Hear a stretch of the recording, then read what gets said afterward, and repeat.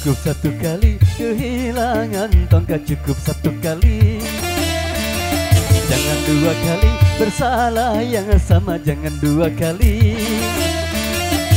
Orang yang baik bukan yang tidak pernah melakukan kesalahan, tapi yang menyadari kesalahannya dan memperbaikinya.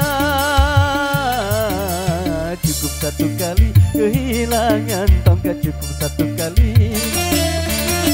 Jangan dua kali bersalah yang sama, jangan dua kali. Yo!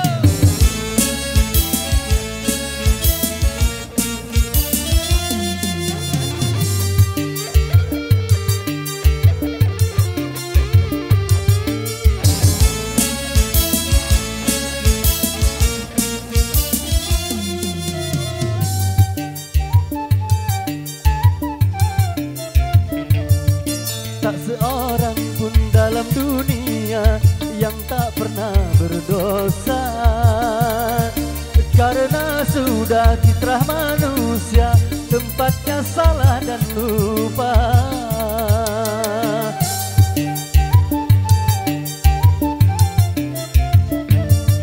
Tak seorang pun dalam dunia yang tak pernah berdosa, karena sudah kodrat manusia, tempatnya salah dan lupa. Tapi kalau terlalu salah, itu sih bukan lupa. tapi kalau terlalu lupa, Itu mati sengaja.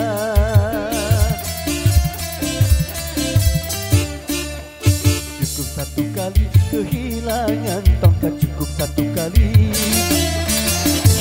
Dua kali bersalah yang sama, jangan dua kali. Orang yang baik bukan yang tidak pernah melakukan kesalahan, tapi yang menyadari kesalahannya dan memperbaikinya. Cukup satu kali kehilangan tongkat, cukup satu kali. Jangan dua kali bersalah yang sama, jangan dua kali. Yeah!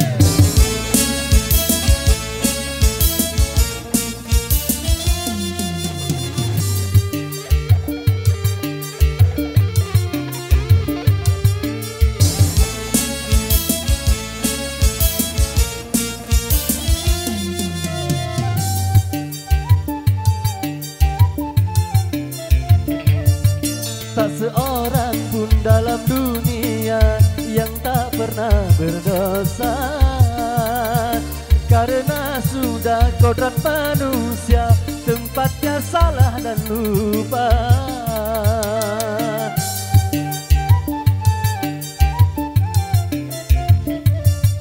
Tak seorang pun dalam dunia yang tak pernah berdosa, karena sudah kodrat manusia, tempatnya salah dan lupa. tapi kalau terlalu salah, Itu sih bukan lupa. tapi kalau lupa, Itu mati sengaja.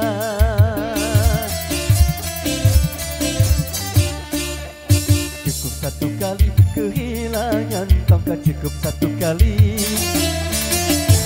Dua kali bersalah yang sama, jangan dua kali. Orang yang baik bukan yang tidak pernah melakukan kesalahan, tapi yang menyadari kesalahannya dan memperbaikinya. Cukup satu kali kehilangan tongkat, cukup satu kali. Jangan dua kali bersalah yang sama, jangan dua kali.